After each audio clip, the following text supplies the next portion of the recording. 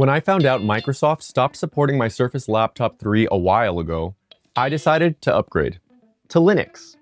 With the help of the Distro Wheel and my much smarter best friend, no more overthinking. My first distro was EndeavourOS. But surprise, surprise, Microsoft makes it notoriously difficult to install a new operating system on their hardware. With a little time and searching and a lot of commitment, I was in. On the surface, EndeavourOS is simple. It's incredibly beginner-friendly, if you don't know what you're doing. And yes, I said that right. During a pretty straightforward installation, the hardest part was honestly choosing a desktop environment. Seriously, this took way too long. But I ended up going with KDE Plasma. And the experience took me back to sitting with my compact Presario 6000 when I didn't even have internet but spent 16 hours exploring every corner of Windows XP. That magic that had slowly been stripped into conformity had returned.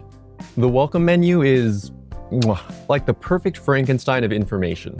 From there, you can install apps, make updates, learn that mirrors are a thing, and be reminded that you are in fact using an Arch-based distro, which simply put is the ultimate Linux expert mode. What I like most about it, it forces you into the terminal even if it's just for simple commands, like confirming or entering your password.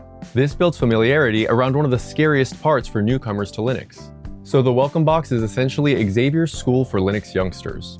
It's introducing us to the power we've always had, but never knew we could control. That took so many takes to say. The options are well organized, but definitely overwhelming. Going beyond the welcome menu, the whole system felt snappy again. With only 8 gigs of DDR4X RAM, this thing was starting to show its age with Windows 11. And I'm not even exaggerating when I say it felt like a completely new machine now. The file system, called Dolphin, is intuitive enough to feel at home in. The main panel can be a Windows-like taskbar or a macOS-like dock. Probably lots of other things. There was so much to explore, and I had a lot of fun doing it. But night one came and went. A few days later, I realized my Surface laptop was just collecting dust again. When real life kicked in, I automatically reached for what's familiar. But a big part of this whole experience is becoming more mindful with my tech. So falling into autopilot wasn't an option. So much of EndeavourOS, or maybe it's KDE Plasma, I don't fully know how to separate them yet, but so much of it was very well refined. A lot of the issues I've heard about with Linux were non-issues on my computer, especially as a Surface laptop. Connecting to an external monitor, better experience than on Windows and Mac. Using a docking station, didn't even stutter. Is this the benefit of using a rolling release distro? Using the terminal, I installed Chromite, my first successful command prompt. But where was the icon? I need that little picture so I don't ask myself why there's no H in Chromite every time I search for the app. It was a pretty easy fix and I was starting to build a little confidence. The first real hurdle was Bluetooth. I spent a whole evening fighting the terminal to no avail. Is this it? Is my journey going to end where so many have fallen before me? Well, long story boring, the next day I enter one command and it worked. Want to know what the problem was? So do I. I'm imagining this is the type of clarity I'll earn as I distro hop through more mistakes. Speaking of which, let's talk about the time I nuked the display on my ThinkPad T14 Gen 3. And yes, I installed it on a second laptop. As great as KDE Plasma is, I wanted to desktop hop. And I have no idea what I did or how I did it. But one smack of the enter key, black screen.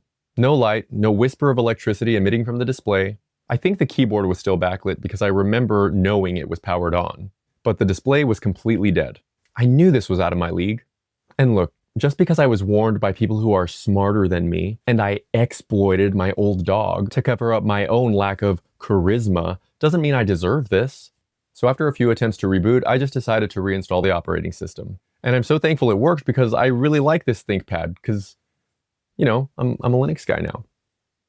EndeavourOS only seems beginner-friendly if you're scratching the surface. I think it has potential to be endgame distro, but I have to play the field a little. Not because I don't already love it, but because I want to be the user it deserves. I have to earn the right to use Arch, by the way. A lot of air quotes. In all sincerity, here's the core memory I'm going to take away from this whole experience. The genuine rush of excitement I felt when I booted into EndeavourOS for the first time. I used a tool I've had appreciation for so long to reclaim something that big tech said belonged in a landfill a couple years ago.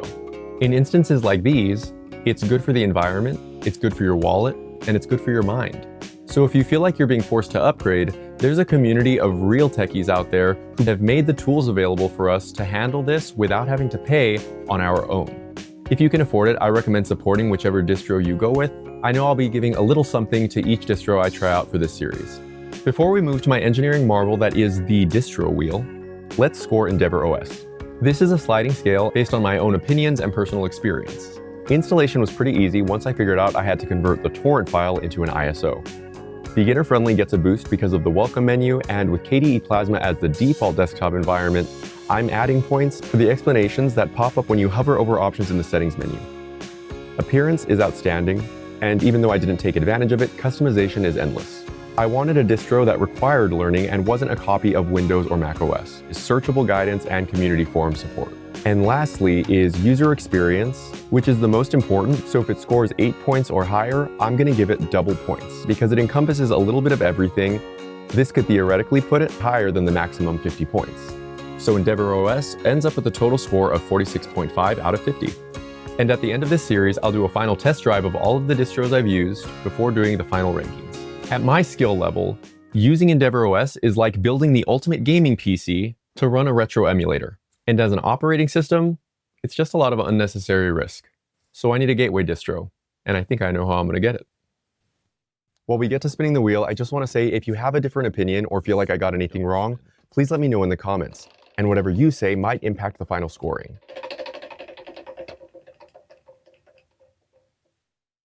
So please consider subscribing if that's something you're interested in following along with. And if you've enjoyed this video at all, please give it a like. It means a lot for a tiny channel like this. All right, Linux Mint. All right, let's try and record a closing now. Okay, it finalized, look. All right, I'll be spending a couple weeks on the rebound with Linux Mint. And let me know why you're considering EndeavourOS in the comments. I'm Torpal, supporting your right to choose the tech you use. Have a beautiful day.